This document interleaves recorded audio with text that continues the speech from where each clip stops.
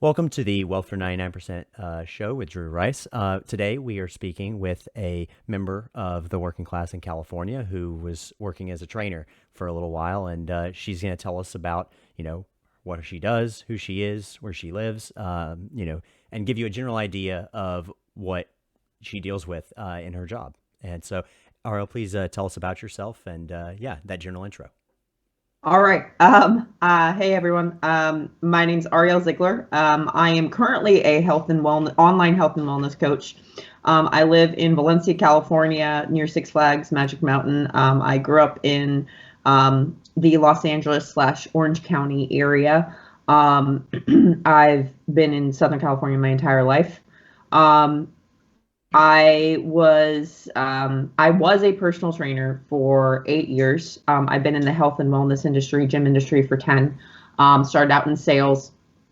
As far as COVID impacting me, as many of you well know, within Southern California and across the entire United States, COVID shut down gyms this last year for, depending on where you're at, for either a 3 to 4 month duration, or some of them just reopened literally a few weeks ago, either in an indoor and outdoor capacity. Because of that, back in March, almost a year ago, when the government mandate came out to stop the spread of COVID, I was labeled as non-essential.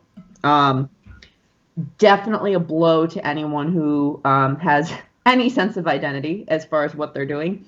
It caused a astronomical internal shift, a lot of introspection, especially when you've been doing a job for 8 years and it was literally your family and your life. And because of that, I was forced to reassess everything. I didn't know if this was a job that I would be able to continue to do. We had no idea where we were at. But I was aware that I needed to change things, and immediately, because first off, I didn't like taking unemployment. However, even though it was a blow to my ego, I realized I'd been paying into it for my entire life, and I at the very least had to do it to survive for the meantime. But it was not going to be a means of me sticking to it for any duration. So I started looking more into the online presence that had been growing for years, and I had been dabbling in very small amounts, just nutritionally, because I also do, I have my master's in sports nutrition now, but more so holistically within the training and mindset and just overall lifestyle aspect of coaching. So within the next couple months, I was looking at different programs, and I finally decided to join a very short duration one 5 months afterwards. And it was probably the second most beneficial thing I've ever done career-wise in my entire life.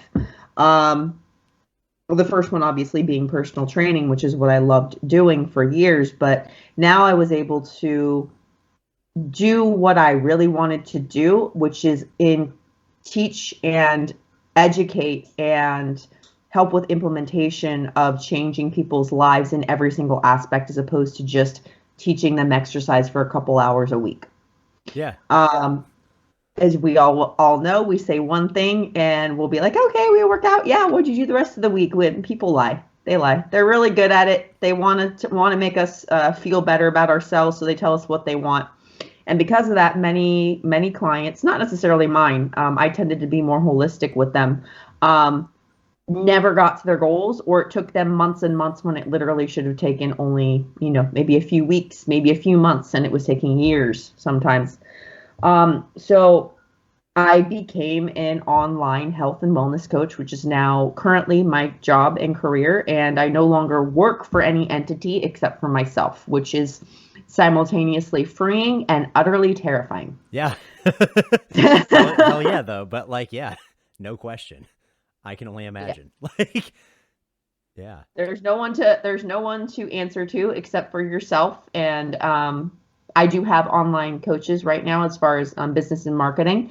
But even then, it's like, if I don't show up for a call, it's on me. Like, I can sleep in all day long. I cannot schedule sales calls. I cannot show up for those calls. And guess what? I don't make income. But if I do, I'm directly in charge of how much income I make. So it's definitely a job where you have to show up. And if you don't make anything.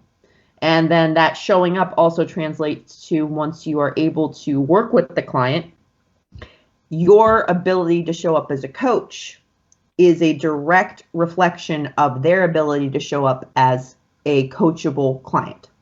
100%. So if I'm bullshitting my life and what I'm expecting of my clients, they can see it, they sense it, and they will not follow through. So it's one of the most symbiotic relationships that you can have. And while I'm scared a good 50% of the time, I fucking love my job. Yeah, that's awesome. Yeah, that's awesome, because I know, like, with especially in California, like, because I'm able to work from home, like, I'm lucky as hell.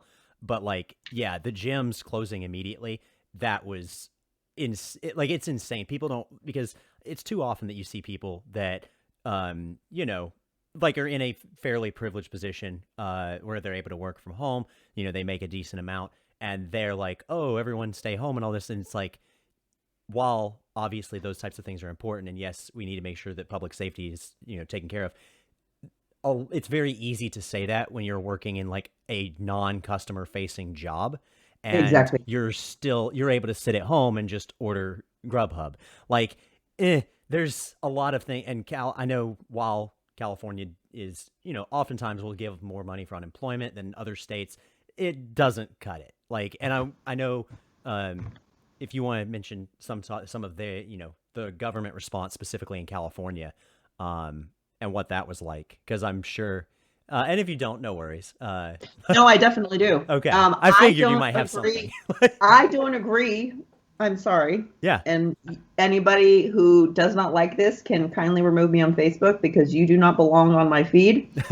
I don't agree with the way that California, after the initial 3 months, which I agreed with, responded to the shutdown. Gyms were not a part of the problem.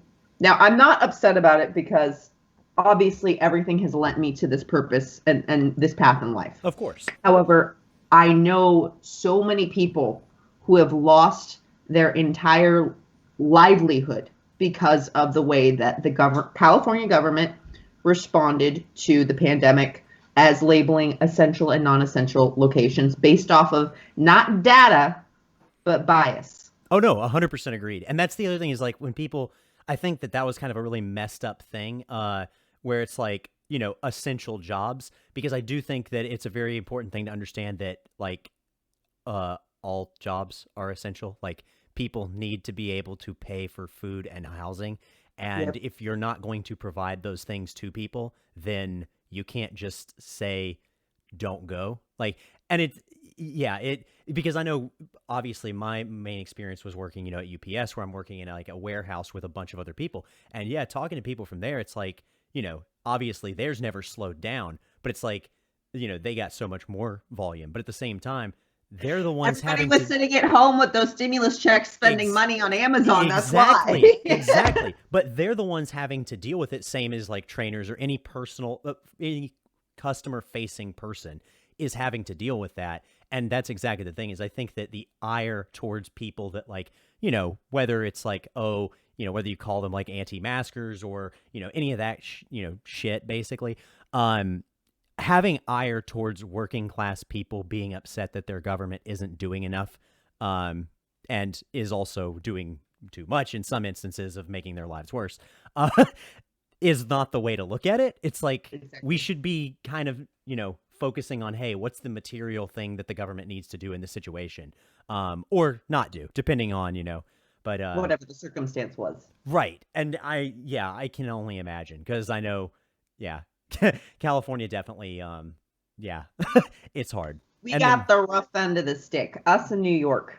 Yeah. And then the cost of living, like people don't, even having a higher unemployment here versus other states, it doesn't cover. It still did not offset It's the cost of everything. And the government also, they were able to push out mortgages, but guess what? Rent was still due, and if it wasn't due, the entirety was due within 6 months. So it wasn't going anywhere. And when you're not making any money, how are you supposed to make that up? Oh, I yeah. know literally out here, 70% of small businesses closed. Yeah, I'm not Our surprised. our entire community is primarily small businesses. Yeah. And it's these people, we have more homeless. I know this is going down an entirely Oh, no, different no, problem. but it's all important, and We have, yeah. yeah, we have more homeless. These people still have not been able to find, and then and I knew this was, as soon as this happened and the shutdown happened, I was like, I called it, depression and suicide rates went through the roof. Yeah. Vitamin D deficiency, I said first week, if I can go back on my videos, Yep. I said you have to be outside. If at least get sun exposure. If you don't, your vitamin D levels will go through the floor, and your immunity is going to just it's gonna flatline. And guess what? They come out with a study a couple months ago. Vitamin D deficiency directly correlated to COVID. Damn. Yeah, it's no, and that's the thing is like it's a much more nuanced thing because while I do think that people needed the stimulus to get them over during the time, one, it was not enough. Two, the problem is, like you said, that stimulus or expansionary economic policy, pumping more money in, even if people that need the money get it, then they're just going to, of course, spend the money, which is the goal.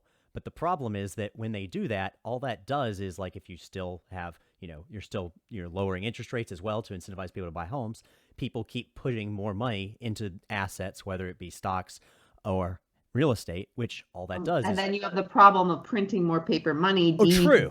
devaluing the actual American dollar. True. And that's the thing is, like, even if they get the quantitative easing right, where it doesn't cause like a ton of inflation because they lower the interest rates enough where it's offset, lowering those interest rates only hurts you and me, like savers, because we get less for our money when we're just keeping it in our emergency fund. And then the two is it just raises the asset values, which the people who own more assets, that means that they are getting more rich relatively. So it actually widens the wealth gap, which is the bigger issue. Which again causes problems with the bell curve. And it raises rents, because that's the other thing is because if you're lowering interest rates to make money cheaper to borrow and you're providing stimulus, then what's happening is people are going to invest more in real estate, which is going to make that price keep going up. Yep. Which is good if you own home or if you own apartments, but most people in California don't. It's because an apartment is the price of a house in another state. That's why. Yeah, exactly. And that's the problem is, like, the only way, and that's why I'm like a pretty big proponent of, like, California like has to do something about, there has to be statewide rent controls or something put in there. And even especially with the homelessness problem, obviously, that there needs to be some serious investment in public housing because of some sort. But that's another can of worms entirely. But we could have many calls on that. and yes, and we'll definitely do that again. I know that your time is short, but yeah, that was great. Really enjoyed that.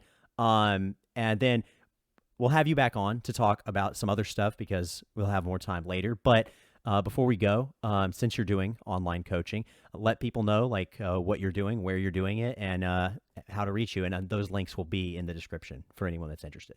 Well, you can do it from the comfort of your home in front of your laptop. Yeah, I do online coaching. It definitely varies based off of my clients. The population that I'm primarily working with right now are a few types of athletes: jiu-jitsu athletes, obstacle racing athletes, those who suffer actually from anxiety and depression, certain things cognitively that have been affecting them from being able to take that first step in their journey of taking their health back. It doesn't necessarily have to be just exercising or just fat loss, whatever it may be. However, for the majority of them, weight loss is part of the goal.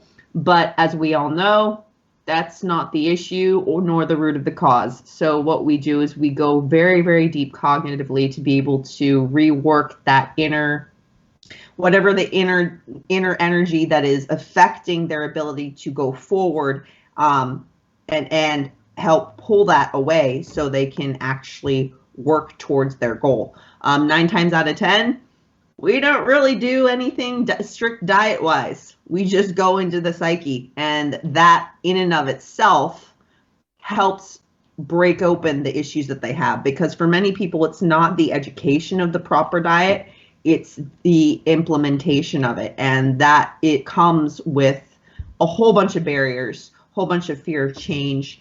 So yeah, I work a lot on the behavior, looking at the habits and the systems over the course of their day, because as you well know, so many people are like, I don't have time. Yep. You do. Yep. You do. We just got to look at where you got it. And Right. we also have to find out what self-limiting beliefs are keeping you from going that. Maybe some self-sabotage, maybe there's trauma, whatever it may be. So I work on all those aspects. And then I do have, like I said, have a couple clients who are more athletically inclined, not quite as psychologically perturbed as others. But yeah, it's very broad. And I offer every aspect: nutrition, behavior, habits, training program, periodization, and I do that through a couple of different platforms, and it's entirely online. So Awesome. Well, thank you for being here. We really appreciate it, and we'll look forward to having you on later. So appreciate it, awesome, Drew. Ariel. Thank you. Thank you. Have a good night. Bye. If you enjoyed this clip, be sure to leave a like, subscribe, and check out the full live version of the Wealth for 99 podcast, where we talk finance, economics, and public policy from a working class perspective. We'll see you there.